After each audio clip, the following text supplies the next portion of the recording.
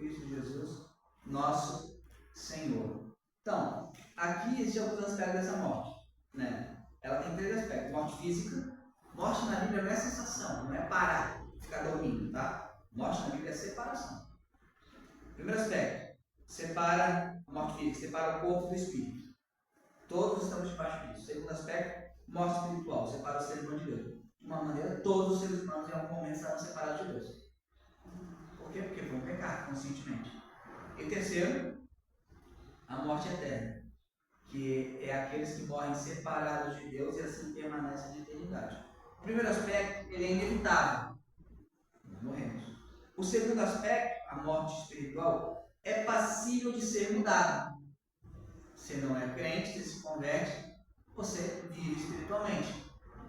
O terceiro aspecto, ele é irreversível. Então, sabe, o pecado é a morte. A morte física, mas ela é inevitável. A minha você já viu na hora da volta de Jesus.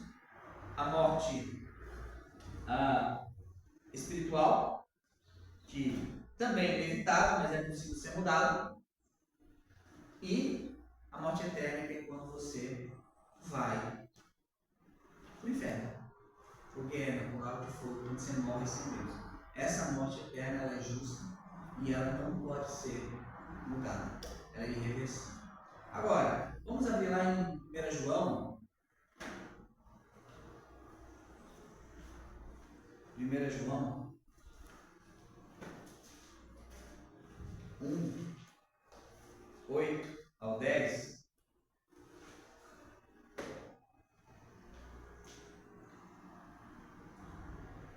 Diz o seguinte: se dissermos que não temos pecado, enganamos a nós mesmos e não há verdade em nós. Se confessarmos os nossos pecados, ele é fiel e justo para nos perdoar os pecados e nos purificar de toda a injustiça. Se dissermos que não pecamos, fazemos-o mentiroso, e sua palavra não está em nós.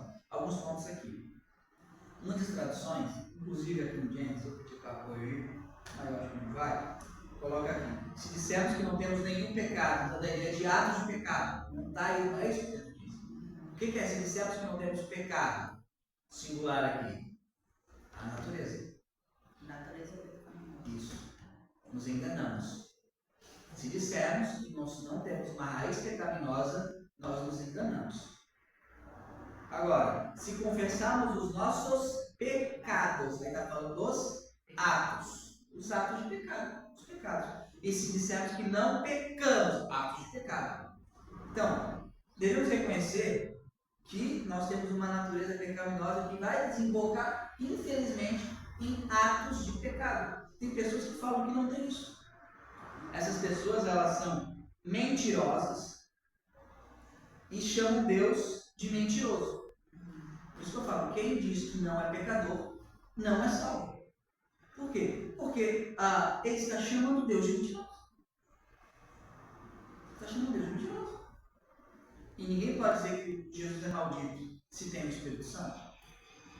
Então, reconhecer primeiro que eu tenho uma natureza horrível, uma doença terrível, e reconhecer que essa doença causa mau cheiro, causa atos de pecado. Ali no último parágrafo do reconhecimento do pecado diz o seguinte: mas ao pecador reconhecido, doente desejoso de ser curado de sua enfermidade espiritual, Deus concede graça. E realmente isso, né? Deus concede graça. Jesus veio para os doentes, não para os sãos.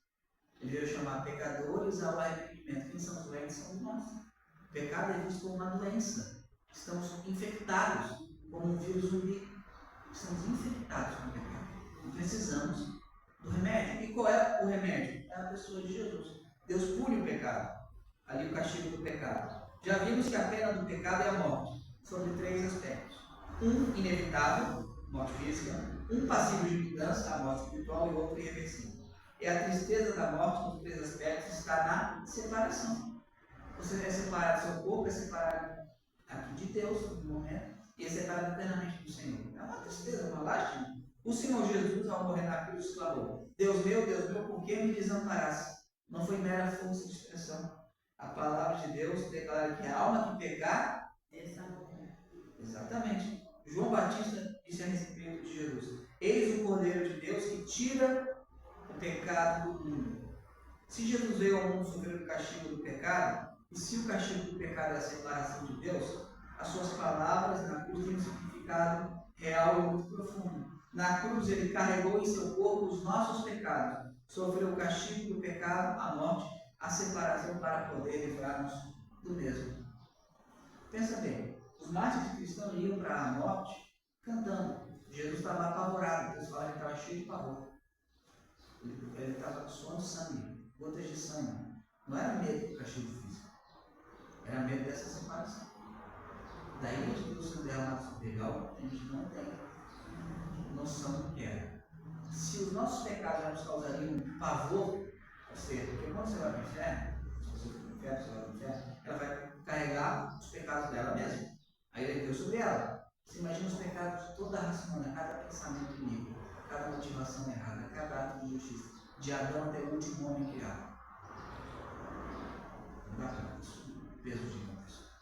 Foi isso que o Senhor fez. E ele fala: Deus meu, porque me desamparaste. Então, o castigo do pecado foi terrível, mas caiu sobre Jesus Cristo. Cada ser humano pode e deve meditar à luz da palavra de Deus na sua condição natural e hereditária de pecador e pensar nas tristes consequências. Pode e deve ir a Deus por meio de Cristo Jesus e pedir que o castigo sofrido por Cristo na cruz o liberte do pecado confessado hoje. Aí tem um pensamento, já está encerrando. O pecado é o vírus da doença que leva à morte, que leva à morte eterna todo aquele que não busca a sua cura enquanto é tempo. A cura, a remédio. Vocês têm um remédio. Há pessoas com vírus. Nos cabe dizer a essas pessoas que elas têm uma chance de ser curadas, que é o Senhor Jesus. E aqui as perguntas que eu já respondi, né, que vocês vão refletir. Em que constitui o pecado do primeiro casal? Foi só comer da fruta? Foi a desobediência agora. Por que Deus expulsou os pecadores do Éden? Porque sua condição de separação, para que a sua condição de separação não fosse reversível. Foi ato de graça do Senhor. Não, se ele comer assim, vai ficar assim eternamente. Não. Olha como Deus é gracioso. Deixa lá a gente ver a graça do Senhor. Né? Aí, Satanás distorce isso, faz que a gente veja o Deus duro que está tirando eles por puro capricho. Não foi por puro capricho. Foi preservá-los. Saiam daqui, melhor para vocês saírem. Para ficar eternamente pecador. Exatamente, sem possibilidade de redenção. Terrível, terrível. Né? Como é que o pecado chega a cada um de nós? Pela herança de nossos pais. Uma doença hereditária. Né? Qual a extensão do pecado e como se manifesta? A extensão é toda a raça humana e se manifesta nas tendências e más atitudes. O pecado é apenas um ato mau? Não, o pecado é uma atitude de desobediência, o pecado também é natureza em nós, que se manifesta, aí sim, em atos maus. O pecado é a raiz, os pecados são os frutos. Isso é o pecado. Qual a recompensa do pecado? O que se entende por morte eterna. Qual é a recompensa do pecado? A morte. A morte. O que é? Morte, a morte física, é espiritual e eterna. O que é a morte eterna? É a separação de Deus. Eterna. Para sempre. Né? Para sempre. Que declara a palavra de Deus a respeito daqueles que não se reconhecem como pecadores? São mentirosos e fazem de quem mentiroso? Deus mentiroso. Fazem de Deus mentiroso. Agora, quem sofreu o castigo do pecado? E como ele sofreu? Na cruz, sofrendo a separação de Deus conosco. E a última pergunta aqui, que só tem crente, mas que tipo de pecador você é? Porque você é um pecador. É um enganado ou reconhecido? Reconhecido. Né? Há dois tipos de pecadores, os enganados e reconhecidos. Né? Pensa que está tudo bem.